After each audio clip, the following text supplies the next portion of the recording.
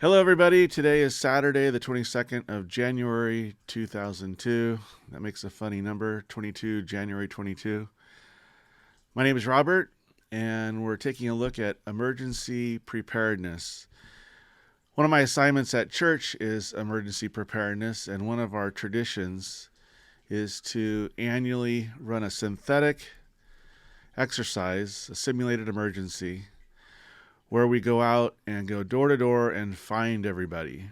Now, imagine another scenario, which is taking a road trip, which is the example here, to Matt's Offroad Recovery BBQ, and posting so that my friends and family can track where I'm at as I drive 1,000 miles from Las Flores, California, up to St. George, Utah. Let's take a look at this. So we're looking at the topic of location awareness as part of our series on emergency preparedness. Now, this all starts with a 1,000-mile road trip that I took from Las Flores, California to St. George, and we'll use this trip as the basis for testing out the concept of location awareness. So Matt's Offroad Recovery, this is one of my favorite YouTube channels. They offered a barbecue in St. George, Utah on Friday, the 14th of January. So this is that event right here, 11 a.m. to 1 p.m. on Friday. So if you haven't already taken a look at this YouTube channel, it's called Matt's Offroad Recovery. It's one of my favorites. They have almost 1 million subscribers. So the trip that I took from Las Flores, round trip through St. George and back, was 1,000 miles. The odometer when I parked came up as 999 miles, 0.7. So we'll just round that up to 1,000. Here on Google Maps, we could see the route from Las Flores up to St. George, basically taking the Cajon Pass through Barstow, Primm, Las Vegas, Mesquite, up here to St. George. So it's about 400 miles each way. And then I added another couple hundred miles doing some roaming around and driving for sightseeing. So there's 3 different trackers that we're going to take a look at. I used each of these on the trip, and we're going to compare them. The first one is the Garmin InReach Mini. This talks to a satellite to uplink and downlink. So the GPS location is beaconed about every 10 minutes, and that's sent over the internet to the tracking platform. The second device is called Spot Trace, and it also uses the satellite to uplink its location and then forward that over the internet to the platform. And then finally, I also use the ham radio, the Kenwood TM D710GA. So basically it's the Kenwood mobile radio, the 710, G for GPS support, A for American edition, not the European edition. And that uses ham radio 2-meter band on 144.390 megahertz. And it has support for data, so it has text messaging service over APRS to send the packet. So that's all ground radio. And then also just a note, we might be able to take a look at this in a later topic, that it does support satellite as well on the frequency 145.825 if we want to bounce text messages through the International Space Station or other APRS satellites. So as a public platform, I'm using APRS.fi to share the location of my trip. So each of these devices are relaying the GPS coordinates off the internet into this platform called APRS.fi. And APRS stands for Automatic Packet Reporting System, and that's built by Bob Bruninja. And I like to call it Automated Position Reporting Service. That'll be my definition for APRS. But this is a standard that's been around for a long time, and it's easy to access via ham radio. Okay, so the first device that's in use is the Garmin InReach Mini, and I took the hook that it came with, the carabiner, and hooked it onto my driver mirror so that it was always in the front, inside the window of the front of the van. These currently $349. That's been the price for a couple years. I think I might have bought mine a couple years ago. I can't remember now. It was a Christmas of I think Christmas of the 2020.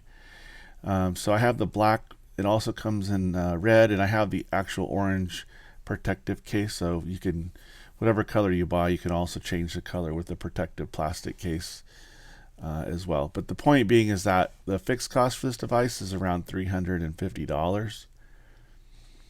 And the performance was pretty good. So if you want to, you can find this if you log on to APRS.fi, and if you type in search for K6BLR, that's my ham radio call sign, -98, that's the device number I assigned to the Garmin.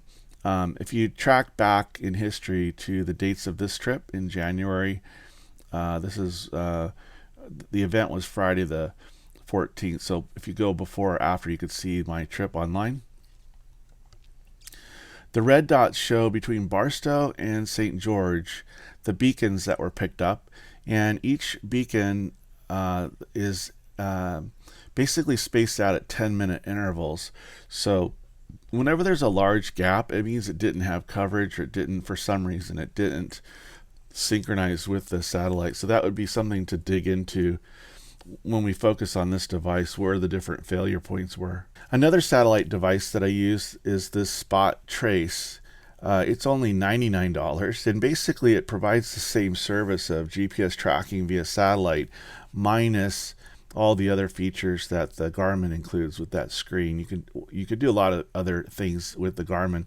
This is just focused on asset tracking or device tracking, and it has the roughly the same coverage. If we look at the dots, we could see that the dots 10-minute intervals are roughly the same. In fact, there's even the same gap between Baker, roughly the same dot pattern all the way to St. George. So we'll compare them a little bit more closely in an upcoming video.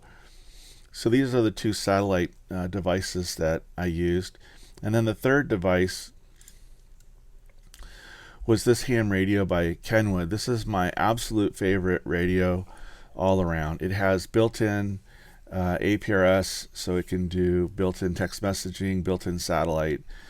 And I have this installed in my van between the two front seats, and we'll take a look at that in a little bit. But basically, this is going to beacon off the antenna on the roof of the van. Now the performance is obviously a lot better because it beacons every 1 minute, and this is compared to the satellite devices that are going to beacon every 10 minutes. There's a couple of gaps here, similar gaps.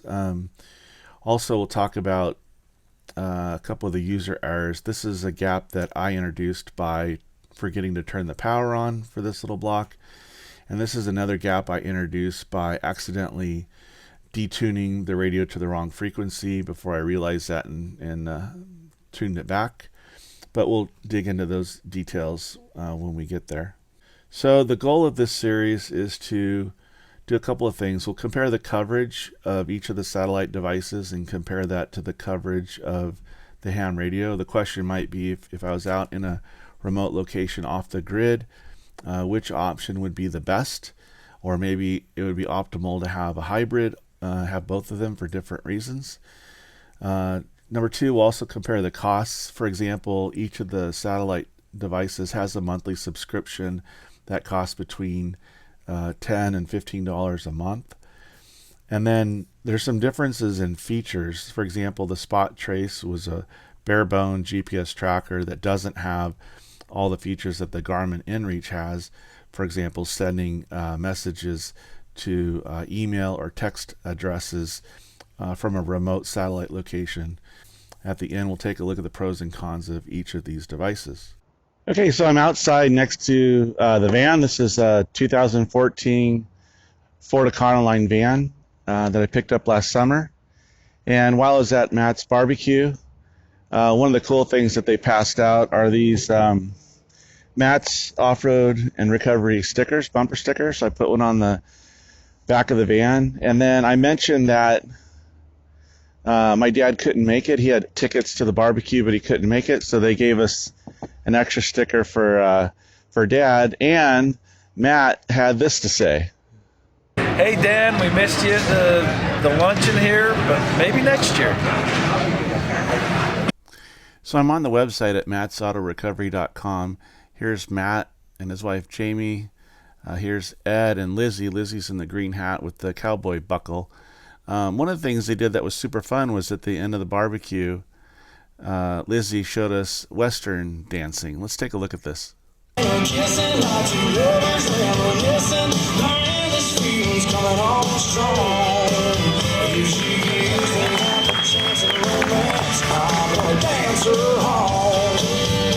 So during the question and answer period, someone asked Lizzie what color would she choose for her recovery vehicle.